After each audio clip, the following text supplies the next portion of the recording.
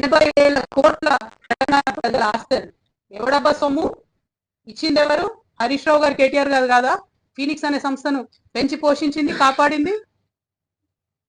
ఎక్కడోడు వాడు? తెలంగాణోడా, ఆంధ్రోడా? ఎందుకని పంచిపెడతారు మీరు? ఇప్పుడు దాన్ని, అవినీతిని ఇప్పుడున్న గవర్నమెంట్ కంటిన్యూ చేస్తుంది కదా. మీరు తెరిస్తే కిటికీలు. జాతీయ పార్టీలకు ఏముంటది తెలంగాణ ఆంధ్ర ఫీలింగు? తెలంగాణ భూములు కాపాడుకోవాలని వాళ్ళకి ఎందుకు ఉంటుంది? వాళ్ళు వచ్చి డోర్లు తెరిచిరు ఇవాళ అవినీతికి. 33 లక్షల టన్నుల కలప అండి కొడతాడు వాడు, ఫీనిక్స్ కంపెనీ వాడు. 10 కేసులు పెట్టింది ఫారెస్ట్ డిపార్ట్మెంట్.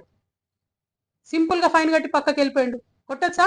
33 లక్షల కలప హైదరాబాద్ నగరం నడిబొడ్డున ఎడ దొరుకుతుంది అంత గ్రీనరీ?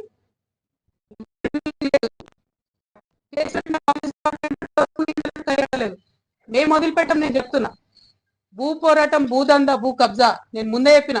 2014 నుంచి తెలంగాణ వచ్చినప్పటి నుంచి నేను అధికారంలోకి వచ్చేదాక అన్ని రివ్యూ చేస్తాం. కేసీఆర్ గారు గవర్నమెంట్ ఇచ్చింది రివ్యూ చేస్తాం, రేవంత్ రెడ్డి గారు గవర్నమెంట్ ఇచ్చిన భూములు కూడా రివ్యూ చేస్తాం. తెలంగాణ ప్రభుత్వ భూములు, తెలంగాణ ప్రజల భూములు, ధార్మిక సంస్థలకు సంబంధించిన భూములు, అప్పనంగా తింటున్నటువంటి భూములు అన్ని కూడా కక్కిస్తాం చెప్తారు. ఒక్కరిని కూడా వదిలిపెట్టాం. మీ ఫ్రెండ్స్ కావచ్చు, మీకు ఎవరన్నా కావచ్చు, మీ బిజినెస్ పార్ట్నర్లు కావచ్చు. ఒక ప్రజల ఎజెండా లేదు, పని చేసుకునేటోళ్ళను అడ్డం పడాలా? ప్రజాస్వామ్యయుతంగా చేసుకుంటున్నా కదా నా పని నేను. ఏంటి ప్రాబ్లం మీకు? దమ్ముంటే డైరెక్ట్గా కొట్లాడండి. ఎందుకంటే తెలంగాణ ఉద్యమంలో అమరవీరులను ఈ భుజాల మీద మోసినాం మేము. సువర్ణ అనే పాప చచ్చిపోతే ఆ శవాల మీద పడి ఏడ్చినాం మేము. ఆనాటి నుండి ఈనాటి వరకు కూడా తెలంగాణ ఉద్యమకారుల పక్షానే నిలబడ్డానే. మీ అందరికీ తెలుసు, సింగరేణిలో కాంట్రాక్టర్లతో ఎవరు మాట్లాడుకున్నారో తెలుసు, కార్మికుల పక్షాన ఎవరు ఉన్నారో మీకు తెలుసు. దాస్తే దాగేటి విషయాలు కాదు ఇవి. ఎక్కడ ఆగవు అవినీతి చేస్తే.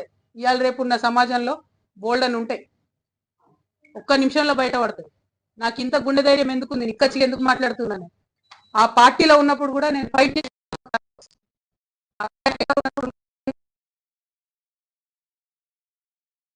ఆంధ్ర కాంట్రాక్టర్లకు ఎందుకని ఫైట్ చేసి? ఎందుకంటే తెలంగాణలో ఉన్న చిన్న చిన్న కాంట్రాక్టర్లు ఉద్యమాలు చేసే సందర్భంలో చాలా సంఘాలకు డబ్బులు ఇచ్చి తోలేదు వాళ్ళను.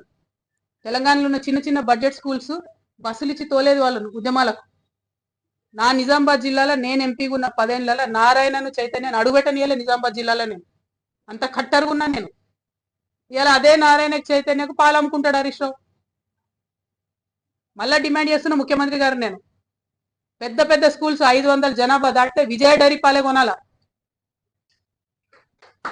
100% తెలంగాణ రైతులకు లాభం జరగాలి.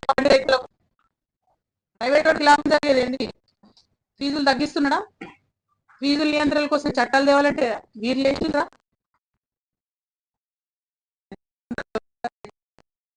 అల్టిమేట్ గా రాజకీయంగా ఎవరి అంశాలు వాళ్ళు, ఎవరి ఎజెండా వాళ్ళు చెప్పుకుంటాం. ప్రజల దగ్గరకు వస్తాం, ప్రజలు నచ్చితే అధికారంలో ఉంటాం, ప్రతిపక్షంలో ఉంటే పదవులు ఇవ్వకపోతే ఇంట్లో వండం.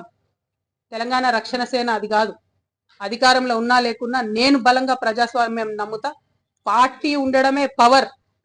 పార్టీ అనేది పవర్లో ఉంటే అదనం పవర్. కానీ ఒక పొలిటికల్ పార్టీ అంటేనే పవర్, ఒక రాజకీయ పార్టీ అంటేనే పవర్. ఆ పవర్ చూపిస్తున్నాం ఇవాళ మేము. ఇవాళకి 73వ రోజు మా పార్టీ పెట్టి ప్రధాన ప్రతిపక్షంగా ఎన్ని ఉద్యమాలు చేసినారో చేసినామో మీరందరూ చూస్తున్నారు. పోయిన 20వ తారీఖు మేము బాయిబాటకు అక్కడ పోతే ఇవాళ కంపల్షన్కి వచ్చింది కదా ప్రభుత్వం. కేంద్ర ప్రభుత్వం దిగొచ్చి గనులు ఇస్తుంది, రాష్ట్ర ప్రభుత్వం దిగొచ్చి